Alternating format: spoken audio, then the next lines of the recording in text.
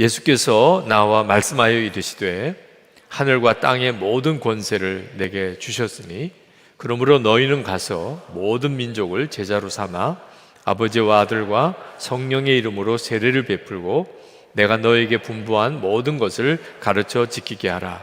볼지어다 내가 세상 끝날까지 너희와 항상 함께 있으리라 하시니라. 아멘. 우리가 힘들다 어렵다 하는 말이 이렇게 툭 튀어나올 만큼 요즘이 굉장히 어려운 일이 많습니다. 지금 당장 내게 어려움이 닥쳐오지 않아도 아마 조금 지나면 어려움이 현실이 될 거다, 그런 예측도 됩니다. 아마 한동안은 좀 어려운 일을 우리가 겪을 각오도 해야 하겠습니다. 그러나 이런 때일수록 우리는 쉽게 그냥 힘들다, 어렵다, 못 살겠다 그렇게 말하지 않게 되도록 조심해야 합니다. 왜냐하면 어려워서 어렵다는 말을 하는 게 아니기 때문에요. 힘들어서 힘들다는 말을 하는 게 아닙니다. 그대로 내 영적인 상태를 말하는 거예요.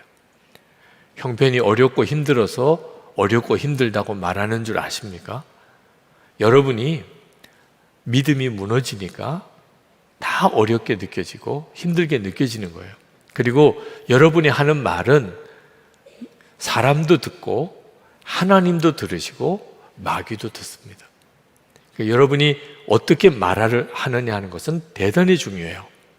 그러니까 여러분이 무슨 말을 하면 하나님이 기뻐할 수도 있고 마귀가 기뻐할 수도 있어요. 이왕 우리가 사는 거, 그죠? 아무리 힘들고 어려워도 하나님을 기쁘시게 하면서 살아야지, 마귀가 좋아하도록 말하고 살면 복이 되겠습니까? 그리고 지금 우리 형편은 전 세계에서 가장 좋은 축에 들어가야 합니다. 만약에 우리가 힘들면 북한에 있는 동포는 어떻게 해요? 중국에 있는 그리스도인들은 어떻게 하나요? 오늘 우리가 황윤철 선교사님 위해서 태국에 선교센터를 세우는 일을 위해 중보하고 기도했지만 태국에 있는 기독교인들, 그 동남아시아에 흩어져 있는 거기 교회와 성도들은 우리가 힘들면 그들은 뭐라고 이야기를 해야 되죠? 우리는 하나님이 전 세계를 다 동시에 보시잖아요. 그러니까 한국에서 예수를 믿는 성도라는 것은 힘들다는 말을 하는 것조차도 죄가 될 수도 있다. 이 점은 명확한 거예요. 우리가 힘들면 그러면 다른 쪽 나라에 있는 사람들은 도대체 뭐라고 말을 해야 되냐. 그러니까 여러분, 힘들다, 어렵다, 못 살겠다 이런 말은 정말 조심해야 합니다. 자, 그런데 이런 말을 들을 때 더 마음이 상하신 분이 있어요. 그래도 힘든데 어떡해? 힘들다는 말도 못해? 이제 이렇게 느껴지는 분들도 있으세요. 그래서 설교 듣는 게 굉장히 부담되시는 분들도 있으실 겁니다. 근데 꼭 아셔야 됩니다. 왜 예수를 믿고도 힘들다, 어렵다, 못 살겠다 이런 말이 툭툭 나오는지. 정말 형편이 어려워서 그런 게 아니라니까요. 예수님을 믿지만 예수님이 정말 함께 계시다는 것이 안 믿어지니까 그래서 그런 말이 튀어나오는 거예요. 힘들다, 어렵다, 못하겠다 그런 말이 튀어나오는 이유는 하나예요. 예수님이 나와 함께 계시는 것이 정말 안 믿어지니까 그런 말이 나오는 거예요. 그러니까 원인을 정확하게 알아야죠. 힘든데 힘들다는 말도 못해요, 이런 말을 하면 안 되는 거죠. 지금 우리보다도 몇 배 힘든 사람이 감사합니다 이런 사람들도 많다니까요. 얼마든지 고생 안 해도 되는데 예수님 때문에 사서 고생하는 것 같은 사람들도 있다니까요. 그러니까 어려워서 힘든 게 아니구나. 예수님이 함께 계신 게 안 믿어지니까 그런 거예요. 예수님께서 오늘 우리 본문 말씀에서 본 것처럼 이제 승천하시기 전에 제자들에게 아주 위대한 사명을 맡기셨어요. 전 세계 모든 족속에게 복음 전하고 제자 삼고 세례 주고 주의 말씀을 가르치라. 엄청난 사명, 위대한 사명이죠. 그런데 위대한 사명만 주신 게 아니고 말할 수 없이 놀라운 약속도 주셨어요. 세상 끝날까지 너희와 항상 함께 있으리라. 사실 힘들다 어렵다고 말을 할 거면 예수님이 주신 이 사명이 진짜 힘든 거예요. 불가능한 일이니까. 힘들다고 말할 정도가 아닙니다. 2000년 전 제자들이 전 세계 모든 민족에게 복음 전하고 제자 삼고 세례 주고 주의 말씀을 가르치는 일을 한다. 2000년이 지난 지금도 그게 어려운데 2000년 전의 제자들은 이건 정말 말도 안 되는 명령을 하신 거예요. 그런데 예수님이 그런 명령을 주신 이유는 그보다도 훨씬 더 큰 약속을 주셨기 때문에 하시라고 한 거죠. 함께 계시겠다는 거예요. 주님이 함께 계시겠다. 자, 여러분, 이 위대한 명령과 주님의 이 약속 사이에 어떤 게 더 커 보입니까? 많은 그리스도인들이 주님의 약속은 정말 하찮게 여겨져요. 항상 함께 계시겠다. 그래서 뭐 힘이 납니까? 그럼 나 당연히 믿고 있어. 예수님 나와 같이 계시겠지. 그런데 사명은 엄청 커 보이는 거예요.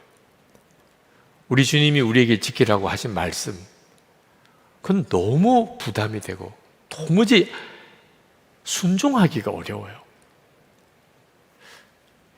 즉, 이 문제가 해결이 돼야 되는 겁니다. 여러분, 예수님께서 두세 사람만 모여도 함께 계시겠다고 마태복음 18장 20절에 말씀하셨잖아요. 그러면 지금 예수님이 우리와 같이 계신 거죠. 다 우리 믿으세요. 그렇죠? 그런데 문제는 예수님이 우리와 같이 계신 게 놀랍지 않다는 거예요. 예수님이 우리와 같이 계신 거 믿어요. 근데 가만히 생각해 보면 이게 엄청난 이야기예요. 예수님이 지금 우리와 같이 계십니다. 예수님이 지금 우리와 같이 계시다고요. 제가 막 이런 톤으로 이야기를 하면 짜증이 나요. 모르는 거 아니야. 근데 왜 목사님 저리가 호들갑을 떠는 거야? 예수님이 우리와 같이 계신 거 맞지 뭐. 우리 가운데 계시지. 아니, 예수님이 진짜 우리 가운데 계신 게 정말 사실이라면 안 놀라는 게 더 놀라는 거죠. 예수님이 우리와 같이 계시다니까. 여러분과 같이 계세요. 여러분 옆에 계세요. 그게 안 놀라운 게 놀라운 거예요. 이게 우리들이 가지고 있는 예수님이 우리와 같이 계시다는 믿음의 실상인 겁니다. 예수님이 우리와 같이 계셨다는데 더 이상 놀랍지도 않고 감동도 안 되고 그것 때문에 충격도 안 돼요. 근데 세상 끝날까지 함께 계시겠다고 하신 그 주님이 모든 민족에게 가서 복음을 전하라. 그건 막 기절할 정도로 놀라요. 선교사로 가랄까 봐 무조건 순종하겠다는 기도를 못해요. 그러면 너 선교사라 가라. 또 이렇게 나오면 조금 전에 무조건 순종하겠다고 해놓고 안 가기도 그렇고, 우리들이 선교사를 간다, 신학교를 가라, 뭐 직장 복음화를 해라, 학교 복음화를 해라, 가정 복음화를 해라, 누구누구를 전도해라, 하나같이 다 부담이 되는, 그건 너무 힘든 것만 시키시는 것 같아요. 근데 그때 내가 너와 항상 함께 있으리라. 와, 주님, 그러면 뭐 됐죠 뭐. 아유, 이제는 더 이상 부담도 안 돼요. 이렇게 됩니까? 아니면 항상 너와 함께 있겠다고. 그건 뭐 너무 당연한 이야기죠. 근데 부담이 없어지지가 않는 거예요. 선교사를 가라. 내가 너와 함께 하리라. 전혀 도움이 안 돼요. 주님이 함께 계시겠다는 게 도움이 안 돼. 너 직장, 너 사명지로 여겨. 너는 거기에 선교사로 간 거야. 왜 부담스럽게 하시나요? 아니, 일하는 것도 힘든데 뭘 또 선교사까지 하라 그럽니까? 내가 너와 함께 할 거야. 아니면 짜증나게 자꾸 그 말씀만 하지 마시고, 뭐가 도움이 안 되는 거예요. 어릴 때 사랑 많은 할머니, 겨우 그 정도 수준인 거예요. 그냥 어릴 때 사랑 많은 할머니, 그냥 세상에서 손주 하나가 제일인 줄 알고 손녀가 제일 이쁜 줄 알고 그렇게 그냥 알뜰살뜰하게 살펴주는 그 할머니 고맙죠. 그러나 그 할머니와 함께 있다는 것 자체가 세상을 이길 힘은 못 돼요. 그냥 겨우 그 정도 수준인 거예요. 예수님이 나와 같이 계시겠다. 그래서 별로 힘이 안 돼요. 암입니다. 내가 너와 함께 있잖아. 이 힘이 돼야 되는데 암이라는 게 더 커 보이는 거예요. 사업이 망했어요. 부도로 완전히 정말 다 무너졌어요. 집도 다 없어졌어요. 그래서 어떻게 살아요? 애들은 어떻게 먹이고 살려요? 내가 너와 함께 있잖아. 그러면 주여, 아무것도 이제 문제가 안 되네요. 주님이 함께 계시겠다면. 이렇게 돼야 이게 정상인데 주님이 함께 계시겠다는 것은 아무 힘이 안 돼요. 지금 현재 여러분이 처해 있는 형편에서 예수님이 함께 계시겠다는 게 얼마나 힘이 되고 있습니까? 우리들에게 있어서는 하나님이 주신 사명, 내가 이렇게 살라고 하는 계명은 굉장히 커 보여요. 근데 주님이 나와 함께 계시겠다고 하는 것은 너무 작은 것처럼 여겨져요. 그래서 죽겠다, 힘들다, 어렵다는 말이 툭툭 튀어나오는 겁니다. 실제로 예수님이 그 말씀 하셨을 때 그때 초대교회는 함께 계시겠다는 주님의 이 약속이 훨씬 컸어요. 그때는 지금 우리와 비교해서 말할 수 없이 어려운 때입니다. 신앙생활 하기도 어렵고 교회 생활 어렵고 핍박은 말할 수가 없고 게다가 이방 민족에게 가서 복음도 전하라. 지금 우리처럼 이런 식으로 예배당도 크고 교인도 많고 신학교도 있고 성경도 다 완성되어 있고 이런 형편 속에서도 선교해라, 전도해라, 직장 복음화하라, 학교 복음화하라, 가정 복음화하라, 하나님의 말씀대로 살아라. 그래도 힘들다, 어렵다고 하는데 2000년 전 초대교회는 얼마나 어려웠겠어요. 근데도 그들은 했다고요. 왜? 주님이 진짜 함께 계셨으니까. 그들이 핍박이 예루살렘에 임했을 때 뿔뿔이 흩어져서 복음을 전했지만 주님이 같이 계셨어요. 빌립 집사가 에티오피아 넷이 만날 때도 주님이 이끄시고 안디옥 교회에서 바울과 실라를 전도자로 보낼 때 그때도 주님이 명령하셔서 하셨고 사도 바울이 아시아에 전도하고 싶었는데 주님이 막으시고 유럽으로 건너가게 하시고 성경을 사도행전을 가만히 읽어보면 정말 주님이 매 순간 같이 계셨어요. 그게 실제였다니까 주님이. 그래서 그 말할 수 없이 어려웠던 사명, 그 핍박 중에 예수 믿고 사는 거 다 감당했다니까요. 왜? 사명이나 계명보다도 주님이 함께 계신 거 훨씬 컸으니까. 그랬다니까요. 근데 지금은 달라졌나요? 지금도 똑같다니까요. 지금도 똑같아요. 우리에게 주신 사명, 우리가 살아가야 될 말씀, 그와 비교해서 우리와 함께 계시는 주님 똑같다니까요. 그런데도 우리에게 있어서 다르게 느껴지는 이유가 바로 오늘 우리들의 문제인 겁니다. 예수님께서 제자들에게 너희들이 섣불리 전도하러 나가지 마. 사명은 주셨지만 모든 민족에 가서 복음 전하라. 사명은 주셨지만 섣불리 나가서 전도하려고 하지 마 그랬어요. 사도행전 1장 4절에 보면 주님이 말씀하시기를 예루살렘을 떠나지 말고 내게서 들은 바 아버지께서 약속하신 것을 기다리라. 우리 주님은 우리가 먼저 주님과 함께하는 삶이 준비되는 일이 더 중요하다는, 그게 되어야 사명 감당도 할 수 있으니까. 그래서 먼저 떠나려고 하지 마. 약속하신 성령이 임하기를 기다려 그러셨거든요. 그리고 8절에 말씀하기를 오직 성령이 너에게 임하시면 너희가 권능을 받고 예루살렘과 온 유대와 사마리아와 땅끝까지 이르러 내 증인이 되리라. 주님은 정확하게 말씀하셨어요. 더 크고 중요한 것은 주님이 함께 계시는 거예요. 성령이 우리 가운데 임하시는 거예요. 그 다음에 증인이 될 거라 그랬어요. 되어라 아니에요. 되리라. 주님은 저절로 될 거라고 그래요. 전도가 될 거고 믿음으로 사는 게 될 거고 너희들을 통하여 세계 선교가 될 거고 교회가 세워질 거고, 직장이 복음화 될 거고, 가정이 복음화 될 거고, 인생이 바뀌게 될 거고, 뭐 다 되는 거예요, 그 뒤에. 그러니까 얼마나 쉬워요. 다 되는 걸 따라가면서 주님 다 이루고 거두기만 하면 되니까. 근데 전제가 중요한 거예요. 성령이 너에게 임하시면 너희가 권능을 받고, 그리고 이제 되리라. 자, 여러분, 성령 받으셨죠? 성령 안 받으시면 오늘 여기 오실 수가 없어요. 성령 받으셨으니까 오시는 겁니다. 영상으로 오늘 이 말씀을 들으시는 분도 성령을 받으셨으니까 오늘 이 말씀을 들으러 들어오신 거예요.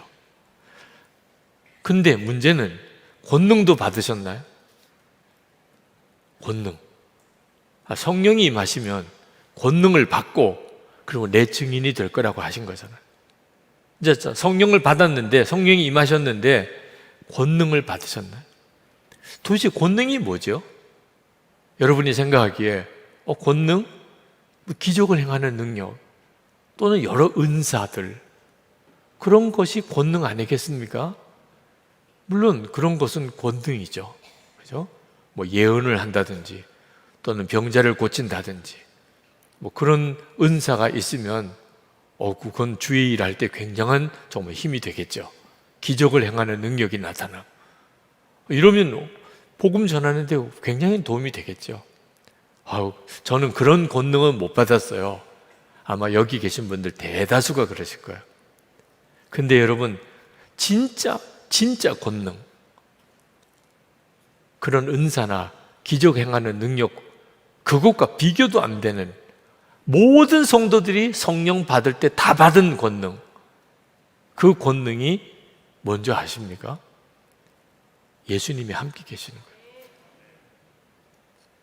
그런 모든 기적과 그 능력을 행하시는 분이 예수님이세요. 그 주님이 나와 함께 계신 것이, 그게 권능인 거예요. 그러니까 성령 받고 권능을 못 받은 사람이 한 사람도 없습니다. 주님이 여러분 안에 오셨잖아요.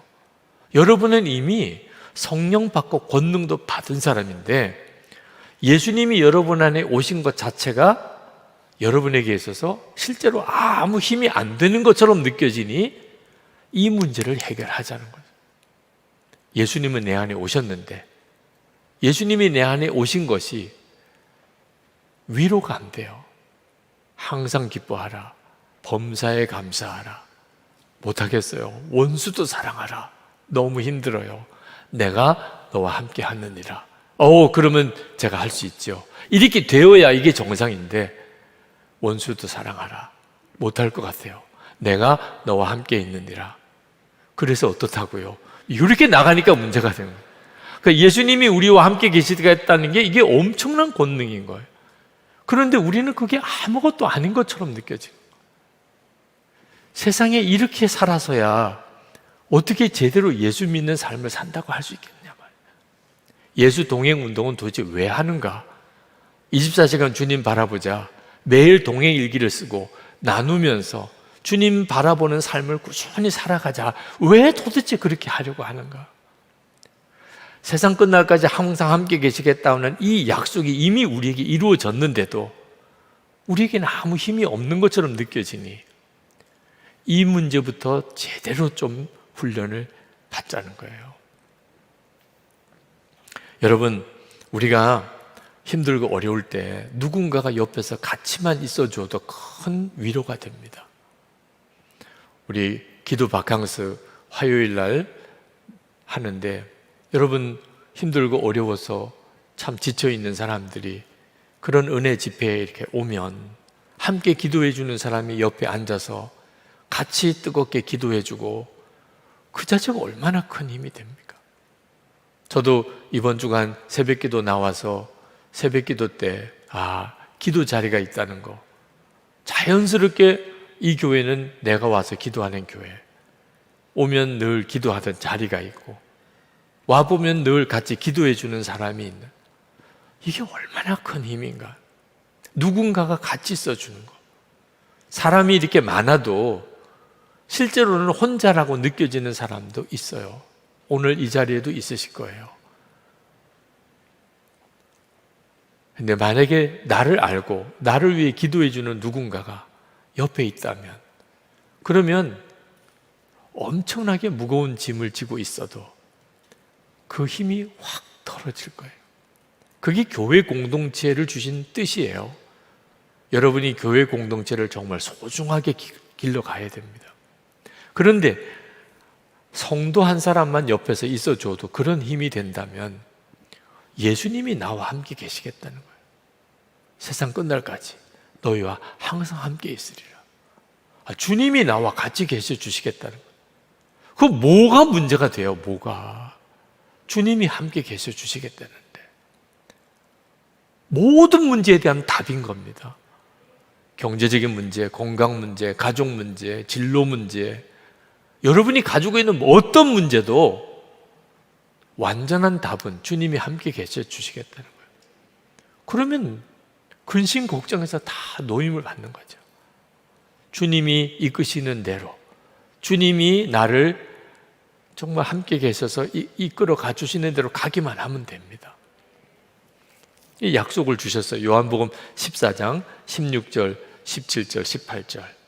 내가 아버지께 구하겠으니 그가 또 다른 보혜사를 너에게 주사 영원토록 너희와 함께 있게 하리니. 17절에 그는 진리의 영이라 세상은 능히 그를 받지 못하나니 이는 그를 보지도 못하고 알지도 못함이라. 그러나 너희는 그를 아나니 그는 너희와 함께 거하시며 또 너희 속에 계시겠습니다. 성령을 보내주시겠다는 약속이에요. 지금 우리 가운데 성령이 그렇게 와 계십니다. 세상 사람은 우리 안에 계신 성령을 몰라요. 눈에 보이지도 않고. 그러나 우리는 성령이 우리 안에 오신 것을 알아요. 그러니까 우리 걸음이 오늘 여기까지 오는 거죠. 그죠? 완전히 사람이 다릅니다. 마음 중심이 달라요. 세상 사람과 예수 믿는 성도는. 자, 그런데 성령이 이렇게 오신 것은 무슨 뜻이냐? 18절에 내가 너희를 고아와 같이 버려두지 아니하고 너에게로 오리라. 예수님이 내 안에 오신 것이라는 거예요. 성령께서 내 안에서 신앙생활 하게 하고 간절하게 하고 사모하게 하는 이 역사는 그대로 나를 고아로 버려두지 않고 예수님께서 내 안에 오신 그 역사라는 거예요. 그러니까 주님이 우리와 지금 함께 계세요. 여기 계신 분 중에 한 사람도 예외가 없습니다. 주님이 여러분과 함께 계세요. 그렇다면 뭐가 걱정할 게 있냐? 주님이 함께 계시는.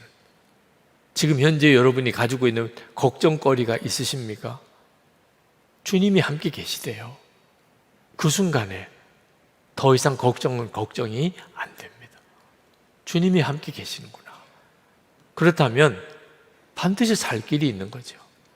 이것 때문에 내가 무너지거나 망하지 않아요. 이렇게 비참하게 끝날 게 아닙니다. 주님 함께 계시지요. 아멘.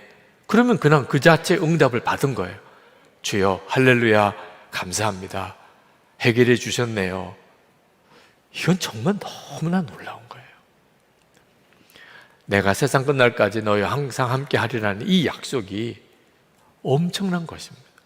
이 약속 때문에 2000년 전에 교회와 제자들이 모든 민족에게로 복음 전하러 나갈 힘을 얻었던 거예요.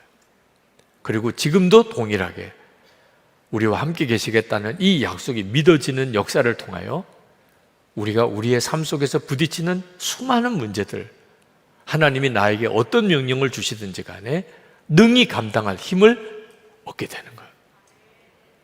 이거 하나를 제대로 믿지 못하면 아무리 열심히 성실히 살아도 우리의 삶에는 계속 실패해요. 우리 한국 부흥의 시작이었던 1903년 하디 선교사님의 회개는 무슨 회개였을까요? 예수님이 함께 계시다는 것을 확실히 믿지 못했던 거. 그게 하디 선교사님의 회개였어요. 성실히 했어요. 열심히 했어요. 한국 교회를 세우려고, 한국의 신실한 그리스도인들을 만들려고 정말 애를 썼어요.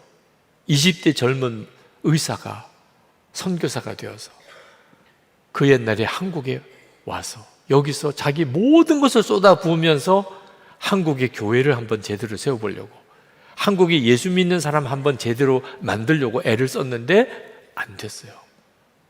도무지 열매가 없어요. 근데 그때 성령께서 하디 선교사에게 책망하신 것이, 왜 너는 나를 믿지 않느냐? 선교사님이 예수님을 안 믿는다니 이게 말이 됩니까? 그때 책망은요, 함께 계시는 예수님을 전적으로 의지하지 않고 자기 열심 가지고 하려고 했던 것, 그게 하디 선교사님이 받은 책망이었어요. 그리고 그가 선교사님들 앞에서 먼저 회개합니다. 내가 예수님이 나와 함께 계시고 그 예수님을 의지해서 해야 한다는 것을 몰랐습니다. 그저 내 열심, 내 자격, 내가 훈련받은 거, 내가 공부했던 거, 그것 가지고서 교회 세워보고 예수 믿게 만들려고, 그래서 안 됐던 겁니다. 그게 회개의 시작이었어요. 1903년 그 당시에 우리 조선 땅에 가장 성실하고 예수님을 가장 잘 믿는 사람이 누구였을까요? 하디 선교사였을까요? 근데 그 하디 선교사가 꼬꾸라진 거, 예수님이 함께 계시고 모든 것을 그 예수님을 의지해서 해야 된다는 것을 몰랐던 거, 그게 한국 부흥의 시작이었어요. 경건한 성도, 그에게도 죄가 있어요. 오늘 여러분, 제가 보기에는 다 착해 보입니다. 금요일 날 성령 집회 오는 분들은요, 안 착하면 안 돼요. 나쁜 신자들은 안 와요. 여러분 다 착해요. 네. 근데 착한 것만 가지고는 아직까지 해결이 안 되는 것이 있어요. 하디 선교사도 착했다니까요. 그러니까 한국에 선교사로까지 왔잖아요. 그런데도 그분이 성실한 자들이 가지고 있는 잘못이 있어요. 그게 뭐냐면 계속 성실히만 하려고 하는 거예요. 성실히. 혹시 이름이 성실이신 분이 계시면 용서해 주세요. 이름이 잘못됐다는 뜻이 아니고 자기 성실성 가지고, 자기 열심 가지고, 자기 노력으로 그렇게 해보려고. 공부는 그렇게 하면 효과가 있죠. 가정생활도 그렇게 해보려고 그러면 나름대로 열매가 있을 수 있어요. 그런데 주의 역사는 자기 성실함으로 해결할 수 있는 문제가 아니에요.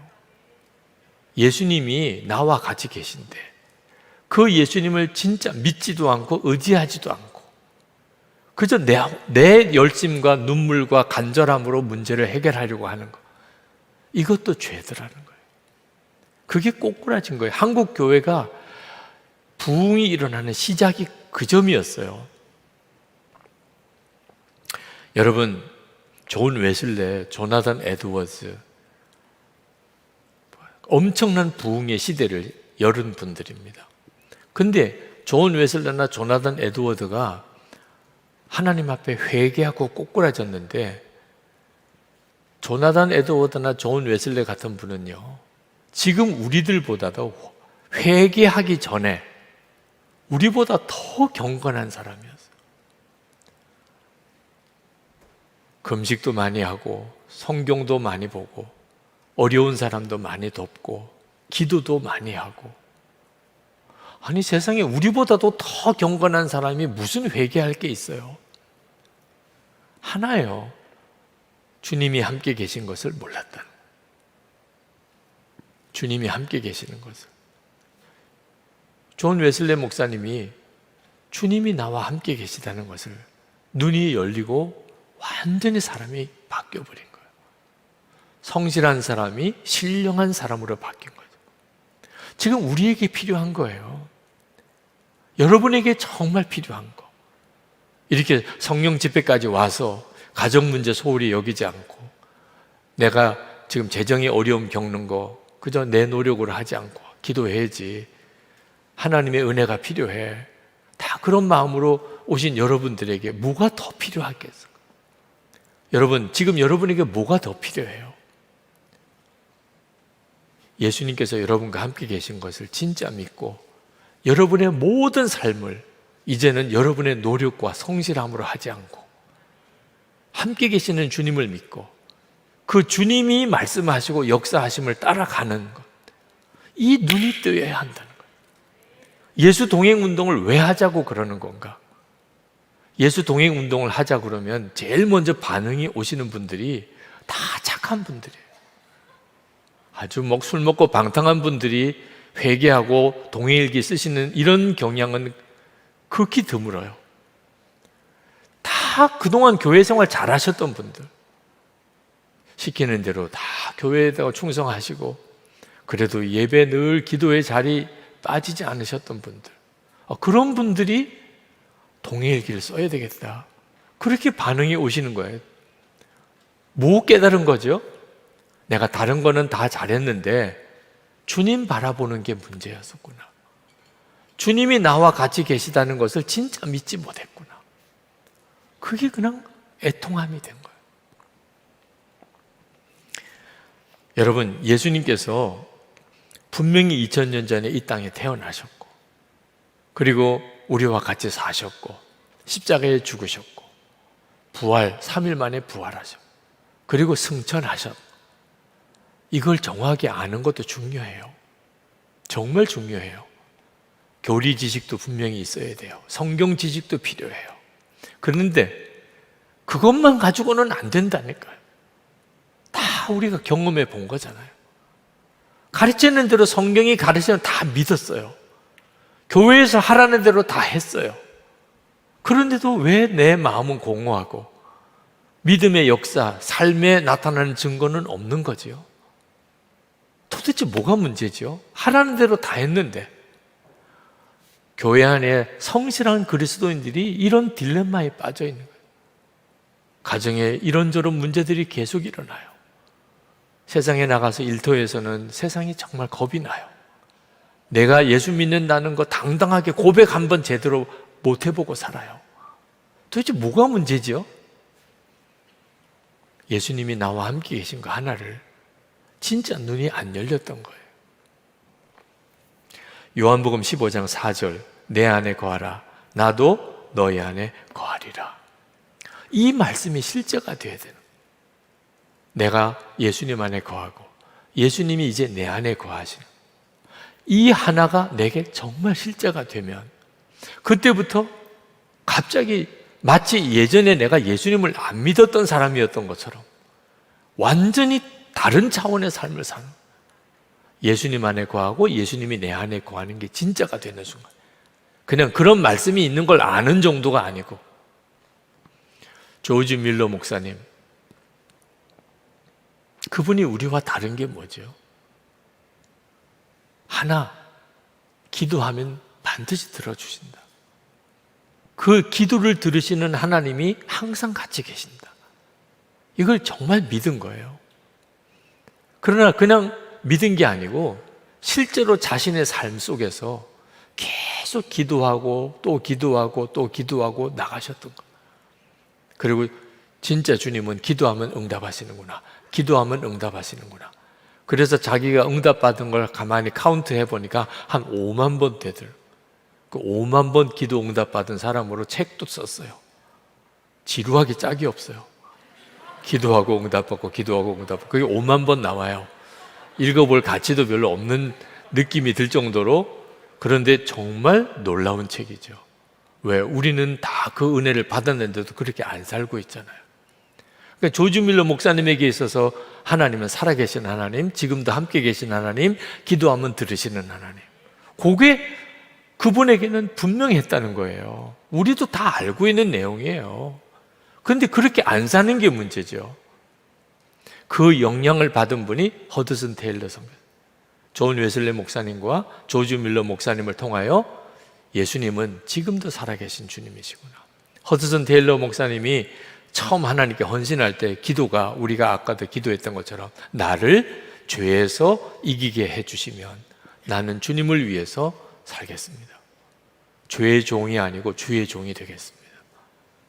그리고 실제로 그 은혜를 경험해요. 주님은 나를 죄에서 이기게 하시는 분이구나. 그리고 허드슨 테일러 선교사님이 완전히 뒤집어진 거예요. 그 허드슨 테일러 선교사님의 5대 손 되시는 분이 이번 주일에 우리 교회 와서 설교하세요. 제이미 테일러 중화 복음신학원 원장님이 주일에 오셔서 말씀을 전해주시는데 어제 만나서 한 5시간 가까이 대화를 나눴어요. 조지 밀러 목사님이나 허드슨 테일러 선교사님이 어째 그리 놀라운 일을 하셨을까요? 그분들에게 있어서 특징은 주님은 진짜 살아계신, 함께 계시는 주님이셨어요.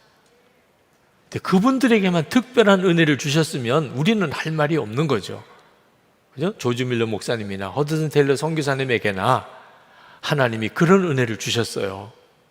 우리에게는 안 주시는 걸 어떻게 해? 주님이 만나 주시지도 않고 우리와 함께 하시지도 않고 그러면 우리는 뭐 그냥 구경만 하는 수밖에 없죠. 근데 그렇지 않다니까요. 우리에게도 오셨고 지금도 우리를 여기까지로 이끌어 주시고 계세요. 단 하나, 그분들하고 우리하고 다른 점은 우리의 모든 삶 속에서 주님을 바라보고 주님이 시키는 대로 살고 하던 일상의 삶 속에서 계속 믿음의 삶을 훈련했던 것. 조지 밀러 목사님도 그렇게 하셨고 허드슨 테일러 선교사님도 그렇게 하셨어요. 그래서 그들의 안에 주님이 함께 계시다고 하는 믿음이 점점점 커졌어요. 그래서 중국 선교를 그렇게 가신 거예요. 내지 선교회를 만들고 지금 가정교회의 영적인 뿌리가 된 거죠. 우리는 뭐가 문제죠? 주님이 우리와 같이 계시다고 하지만 그것 가지고서 일상의 내 삶 속에 일어나는 모든 문제를 그렇게 주님을 의지해서 살아보지를 않는다. 계속 잊어버리고 사는 거예요. 주님이 나와 같이 계시다고 하는데 계속 잊어버리고 사는 거예요. 아침에 눈을 뜰 때도, 밥을 먹을 때도, 뭐 어디 일을 할 때도, 누구를 만날 때도, 저녁에도 주님은 나와 같이 계신 건 조지 밀러 목사님이나 허드슨 테일러 선교사님이나 나랑 똑같은데 우리는 전혀 주목도 안 하고 문제가 생길 때, 어려운 일이 생길 때 주님 의지해서 어떻게 할까요? 주님 나에게 뭘 원하시나? 계속 주님 바라보고 그렇게 살지를 않으니까 주님이 나와 같이 계신 건지 안 계신 건지 전혀 알 수 없는 삶을 우리가 사는 거예요. 제발 이제는 그렇게 하지 말아보자. 그래서 우리가 주님을 의지하고 주님을 바라보기 위하여 시작한 것이 동해일기를 쓰고 나누는 일이었어요. 우리도 그러면서 눈들이 열려지기 시작을 했습니다. 주님이 나와 같이 계시는구나. 수시로 생각이 나요. 전에는 뭐 한 주간 내내 잊어버리고도 살았는데 이제는 계속 생각이 나요. 그게 삶을 바꾼다니까요. 썬다싱이라고 인도 시크 교도 집안에서 태어난 인도 분이 계십니다. 그분이 15살 때 꿈속에서 환상 중에 예수님을 만나서 예수를 믿었어요. 누가 전도해 준 것도 아닙니다. 처음에는 집안 사람들이 자기가 예수 믿겠다고 예수님 만났다 그러니까 다 무시했어요. 아유, 꿈 꿨구나. 너가 그건 꿈이야. 근데 완전히 진짜 예수 믿는 사람이 된 거예요.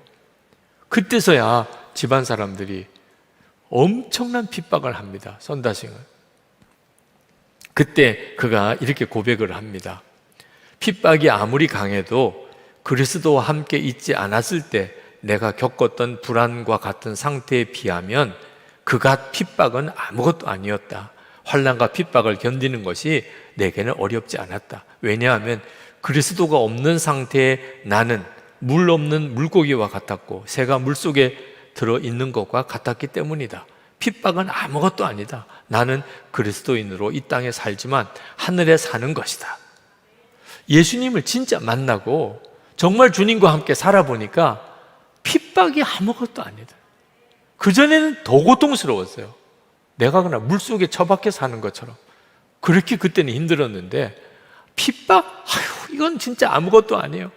예수님과 함께 사는 이 기쁨이 훨씬 더 크니까 지금 우리도 사실 예수님을 그렇게 영접해서 주님이 우리와 함께 사신다니까요.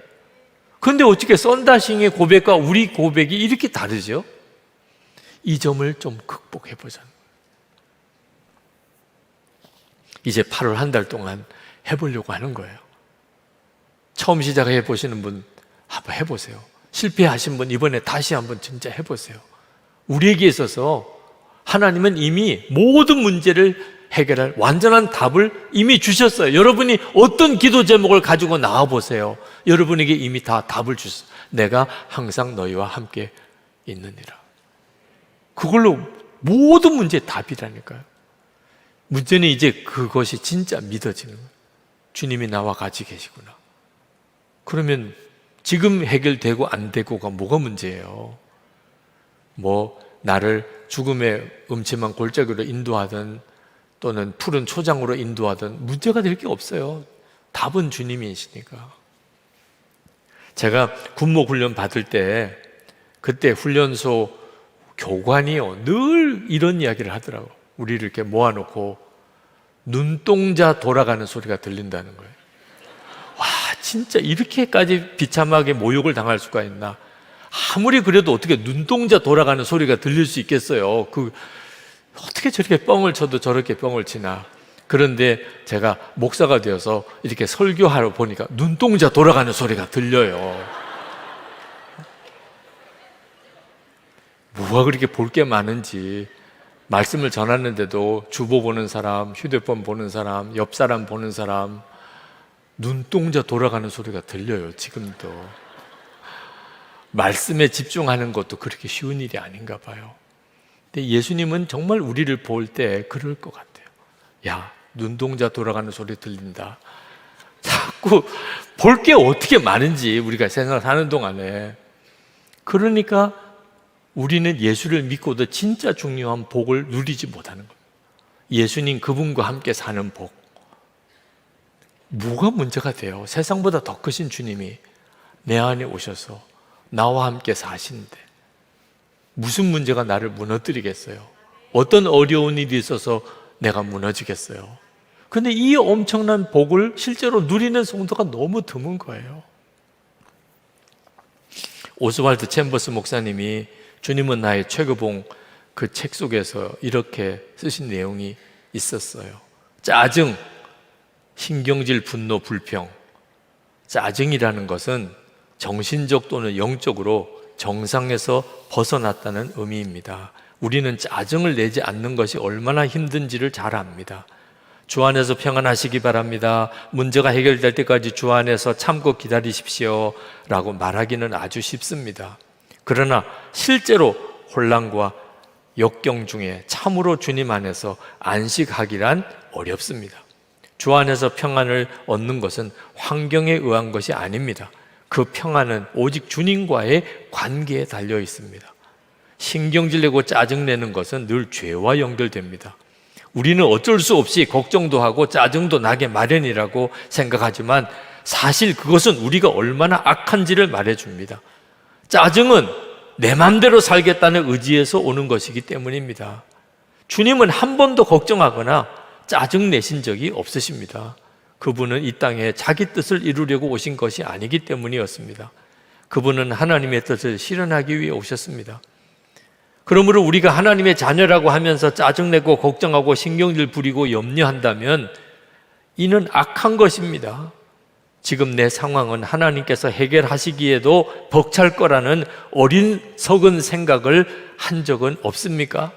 모든 어리석은 생각을 접고 전능하신 자의 그늘에 머물러 보십시오.